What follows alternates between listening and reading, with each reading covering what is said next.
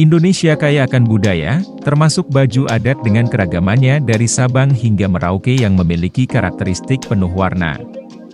Meski di era modern sekarang bukan pakaian sehari-hari, namun rasa bangga akan keunikan budaya tempat asal seseorang membuatnya masuk ke ranah privat, misalnya mengabadikan dalam sebuah potret prewedding. Pemakaian baju adat pun tak terbatas saat upacara adat maupun saat hari pernikahan yang sakral.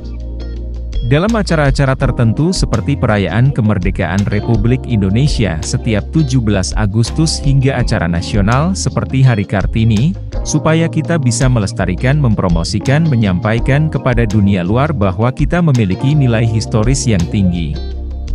Seni yang tinggi dan patut dan wajar dilestarikan. Termasuk tidak boleh dikopi negara lain. Inilah kita negara Indonesia punya baju adat dan harus dipromosikan. Kemunculan suatu gaya seringkali dipengaruhi oleh lanskap budaya di mana gaya tersebut berasal.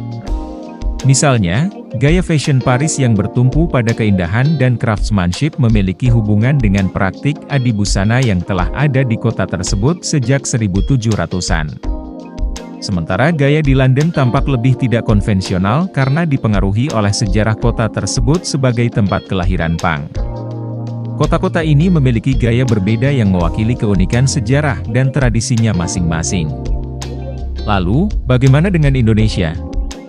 Sebagai bangsa yang memiliki latar belakang sejarah dan budaya yang berbeda-beda, bagaimana pengaruh tradisi tersebut terhadap gaya fashion kita?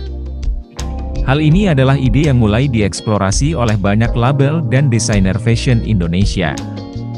Ini dapat kita lihat pada Jakarta Fashion Week 2023 tahun lalu di mana Kraton, Jumpanona, Wilson William, Sejauh Mata Memandang dan lainnya mengambil inspirasi dari baju-baju tradisional Indonesia dan memberikannya sentuhan modern dengan harapan dapat menciptakan gaya Indonesia modern yang menyatukan masa lalu dan masa depan. Membawa daya tarik universal untuk pakaian tradisional Indonesia, ada dua hal yang mau kita lakukan, yaitu memodernisasi adat dan juga menciptakan suatu estetika yang baru untuk contemporary fashion Indonesia. Hal ini adalah misi Kraton sejak berdiri 15 tahun yang lalu. Dalam prosesnya, mengambil unsur-unsur dari pakaian tradisional Indonesia dan mengenalkannya pada fashion kontemporer. Apa yang bisa dianggap kontemporer berbeda antara masing-masing desainer. Tetapi berkat latar belakang adibusananya, bagi Auguste kontemporer adalah semua tentang craftsmanship yang sempurna dan siluet yang rapi. Ini terlihat pada koleksi Coed Kraton terbaru bertajuk Evolution of Heritage Garment yang merupakan paduan antara keanggunan evening wear barat yang klasik dan keindahan ansambel Jawa. Dalam salah satu tampilan, terlihat atasan peplum berleher tinggi yang dipadukan dengan rok batik yang pas di badan. Ada juga jas opera yang terbuat dari kain perca batik dengan hem line yang dibuat sedemikian rupa sehingga jatuh ke lantai dengan elegan. Sebuah twist pada ide pakaian formal pria klasik juga ditampilkan dengan menggabungkan beskap dan belangkon hitam yang ramping ke dalam ansambel tuxedo. Dengan melihat pakaian adat Indonesia melalui perspektif ini, merasa hal itu dapat menambah daya tarik universal untuk budaya Indonesia. Awal membuat Kraton berpikir kenapa orang Jepang bisa memakai kimono, atau orang India bisa memakai kurta, atau sherwani sehari-hari dan tetap terlihat fresh. Jadi kenapa di Indonesia tidak bisa seperti itu juga? Jadi ingin membuat baju modern yang masih ada unsur budaya Indonesia tapi bisa dipakai di mana saja dan oleh semua orang, menerjemahkan cerita Indonesia menjadi karya yang unik, senada. Membawa budaya dan sejarah Indonesia ke kancah global melalui fashion selalu menjadi fokus bagi desainer perhiasan Indonesia Rilia Krisnawati dalam membangun jenama aksesorisnya, Jumpanona. Titik awal aku untuk berkreasi selalu Indonesia.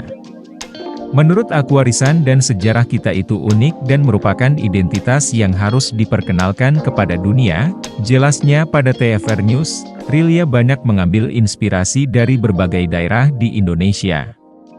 Untuk koleksi terbarunya, ia bercerita tentang bagaimana bunga selalu muncul dalam budaya Bali, mulai dari bunga yang biasa diberikan kepada wisatawan hingga ukiran bunga di pura-pura Bali. Namun, inspirasi utamanya untuk koleksi tersebut adalah foto-foto wanita Bali dari tahun 1930-an yang ia perhatikan selalu dihiasi dengan bunga sebagai aksesori. Ia menerjemahkan gambaran wanita Bali masa lalu ini ke dalam untayan anting-anting, tusuk konde, dan hiasan kepala yang modern yang dibuat secara realistis dalam bentuk bunga-bunga marigold, kamboja, daun kopi, brugmansia, hydrangea, dan teratai. Pilihan aksesori apa yang dibuat juga penuh dengan makna seperti halnya inspirasi di balik koleksi tersebut. Aku coba melihat foto-foto perempuan Bali dari tahun 1930-an itu dan juga ngobrol dengan seniman-seniman lokal untuk coba mendapatkan gambaran yang lengkap tentang baju dan aksesori Bali dulu seperti apa dan hal-hal seperti subeng dan tusuk konde banyak digunakan. Jelasnya, langkah ini sangat penting untuk menunjukkan penghormatan karena budaya memiliki nilai tradisional yang dimiliki oleh sekelompok orang, dan oleh karena itu perlu diperlakukan dengan tingkat kepekaan tertentu. Saat mendesain aksesorinya, Rilia biasanya mengambil inspirasi dari elemen dekoratif yang menurutnya tidak terlalu sakral. Dalam batik ada unsur yang disebut dengan isen-isen, dan itu suatu unsur dekoratif aja dan yang biasanya berbentuk daun, binatang, dan bunga. Aku mencoba menginterpretasikan bentuk-bentuk ini ke dalam desain aku seotentik mungkin, jadi aku tetap menangkap esensinya, dan memvisualisasikannya kembali dengan sesuatu yang modern untuk menciptakan sesuatu yang baru. Lanjutnya, meskipun memiliki kepekaan budaya itu penting, Auguste menekankan kebebasan kreatif yang harus dimiliki seorang desainer. Sebagai desainer kita punya pilihan untuk menjadi seorang konservator budaya atau membawa budaya ini ke tempat lain. Misalnya tentang kebaya ada orang yang memiliki aturan ketat dalam membuat kebaya, namun tampilan kebaya sendiri telah berubah sepanjang tahun sejak pertama kali ditemukan pada tahun 1500-an. Jadi hanya tinggal dipahami aja bisa di-stretch sejauh mana unsur-unsur dalam budaya itu. Dengan memasukkan elemen tradisional Indonesia ke dalam desain mereka, Auguste dan Rilia berharap dapat menghasilkan gaya kontemporer yang berfungsi sebagai identitas budaya yang secara organik dapat memberdayakan dan mempertahankan industri fashion Indonesia. Setiap daerah di Indonesia memiliki baju adat atau baju daerah seperti busana pengantin tradisional yang berbeda dengan makna masing-masing. Seiring perkembangan mode di Indonesia, banyak yang ingin memberikan sentuhan modernitas dan modifikasi pada baju daerah atau baju adat. Sentuhan modernitas atau modifikasi bisa dilihat salah satunya di ajang kontes kecantikan seperti Putri Indonesia yang diadakan Yayasan Putri Indonesia, YPI. Di ajang tersebut ada sesi khusus untuk para finalis untuk tampil dengan baju adat dari daerah mereka masing-masing. Baju adat atau busana daerah biasanya dibuat oleh sejumlah desainer. Mereka harus melakukan riset lebih dulu atau bahkan berkoordinasi langsung dengan tokoh adat jika ada hal-hal YG sakral, atau pakem-pakem yang tidak boleh dilanggar. Menurut Anissa Feby, salah seorang desainer yang pernah dipercaya untuk mendesain baju adat di ajang Putri Indonesia, biasanya pihak penyelenggara yaitu YPI sudah menentukan pakem-pakem yang harus diikuti. Jadi di Putri Indonesia ada namanya sesi National Costume Competition. Itu semua menampilkan baju adat yang sudah dimodifikasi. Sebelum mendesain, aturan-aturannya sudah ditentukan dan biasanya kita bisa memodifikasi baju adat ini dengan konsep yang out of the box, terang Anissa pada liputan6.com, Rabu, 6 September 2023, yang pasti kita mendesain sesuai dengan request finalisnya. Biasanya kita mengambil tema khas dari provinsi mereka dan kita ajukan beberapa desain alternatif untuk dipilih dan kemudian baru dibuat. Proses pembuatannya bisa sekitar 2 minggu sampai 1 bulan, lanjutnya. Sementara itu menurut desainer Lisa Fitria dari Indonesia Fashion Chamber, IFC, modifikasi baju daerah juga bisa dieksplor bahkan sebebas mungkin tergantung selera masing-masing desainer tapi harus tetap memegang prinsip pakem-pakem yang menjadi prinsip dari sebuah busana adat. Ia mengambil contoh baju daerah bisa bebas dimodifikasi dari motif kainnya. Detail ornamen seperti bordir atau sulam. Pakem yang harus dipertahankan adalah bentuk dan siluet utama dari ciri khas potongan busananya, mengenai siapa yang bisa menentukan batasan modifikasi baju adat, baju daerah. Menurut Lisa, secara legal mungkin tidak ada legalitas secara hukum siapa yang ditunjuk berkompeten yang memiliki wewenang untuk menentukan batasan sejauh mana busana adat boleh dimodifikasi. Namun di beberapa daerah ada yang mengeluarkan semacam fatwa atau aturan mengenai pakem busana adat yang datang dari kepala daerah atau kepala suku.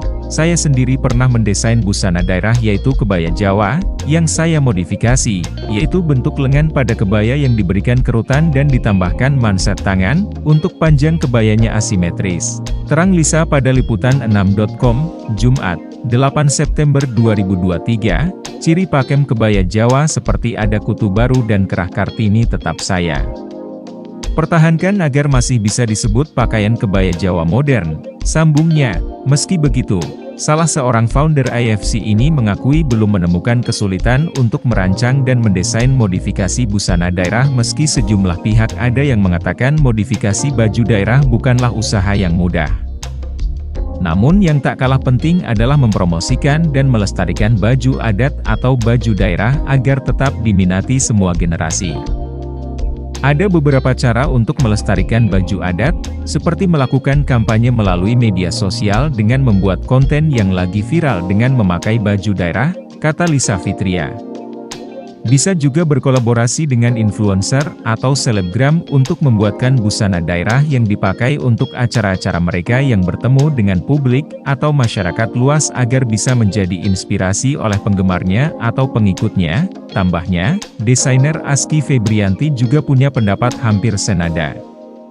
Menurut desainer yang kerap merancang busana pengantin tradisional untuk para artis, figur publik ini, ada pakem-pakem tertentu yang tidak bisa dihilangkan atau diabaikan dalam memodifikasi baju-baju daerah atau tradisional. Pembuatan busana tradisional dari daerah Jawa misalnya ada unsur batik yang harus sesuai dengan permintaan atau didiskusikan dengan klien. Kalau soal batasan atau pakem-pakemnya memang sudah ada di tiap daerah. Jadi kita bisa berkreasi sesuai dengan batasan yang sudah ada, kecuali ada permintaan khusus dari klien kita. Batasan kreasinya tergantung dari hasil diskusi antara klien dengan desainernya mau dikreasikan seperti apa, jadi sejak awal sudah harus jelas semuanya. Kalau menurut saya lebih pas disebut mengembangkan baju daerah bukan modifikasi karena sebenarnya baju daerah selalu bisa dikembangkan atau dikreasikan. Meski ada sejumlah ketentuan yang harus diikuti, menurut Aski sejauh ini tidak ada kesulitan untuk memodifikasi baju daerah karena selalu sudah ada kesepakatan sebelumnya. Untuk melestarikan baju adat atau baju daerah, Aski mengusulkan dengan mempromosikannya dengan memakai baju daerah di berbagai acara seperti pernikahan. Baju adat kita itu cantik-cantik desainnya, bisa lebih dikembangkan modelnya atau apanya dan tetap sesuai dengan pakem yang sudah ditentukan. Selain di acara pernikahan, baju daerah juga bisa pakai sehari-hari. Contohnya kain songket bisa dibuat besar jadi bisa dipakai setiap hari. Menurut kalian bagaimana dengan Putri Aryani di final America's Got Talent nanti? Pakaian apakah yang keren dan cocok untuk dikenakan? Tulis pendapat kalian di kolom komentar. Terima kasih sudah menonton channel ini. Sehat dan sukses selalu untuk kita semua, bye.